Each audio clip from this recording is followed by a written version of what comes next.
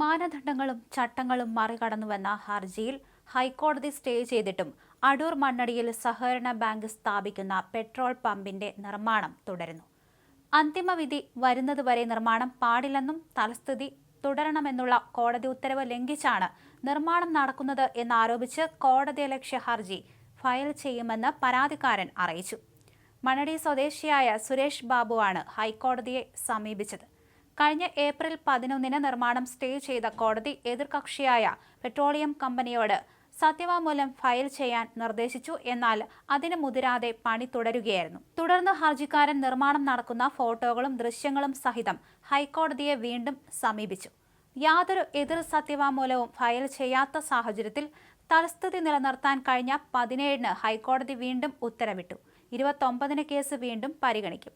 അതിനു മുൻപായി എതിർ സത്യവാങ്മൂലം നൽകാമെന്ന് കോടതി ഉത്തരവിൽ പറയുന്നു. കടമ്പനാട് ഏഴംകുളം റോഡരികിൽ മണ്ണടി ജംഗ്ഷനിൽ കോഓപ്പറേറ്റീവ് ബാങ്കിന് സമീപത്തായിട്ടാണ് പുതിയ പെട്രോൾ പമ്പ് നിർമ്മാണം നടക്കുന്നത്. മണ്ണടി കോഓപ്പറേറ്റീവ് സൊസൈറ്റിക്കാണ് ഡീലർഷിപ്പ്. ഇതിനെതിരെയാണ് സുരേഷ് ബാബു ഹൈക്കോടതിയെ സമീപിച്ചത്. 4 കാര്യങ്ങളാണ് ഹർജിയിൽ ചൂണ്ടിക്കാണിച്ചിരിക്കുന്നത്. സ്ഥലം അനുയോജ്യമല്ല എന്നുള്ളതായിരുന്നു ആദ്യത്തേത്.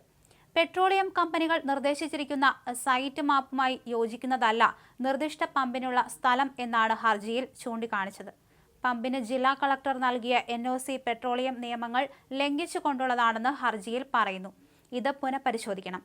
സഹകരണ സംഘം രജിസ്ട്രാറുടെ മുൻകൂർ അനുമതി വാങ്ങാതെയാണ് കോഓപ്പറേറ്റീവ് സൊസൈറ്റി പമ്പ് നിർമ്മാണം തുടങ്ങിയത്. നിർദ്ദിഷ്ട പമ്പിന്റെ 10 മീറ്റർ ചുറ്റളവിൽ വീടുകളോ ആൾതാമസമോ ഉണ്ടാകാൻ പാടില്ലെന്നുണ്ട്.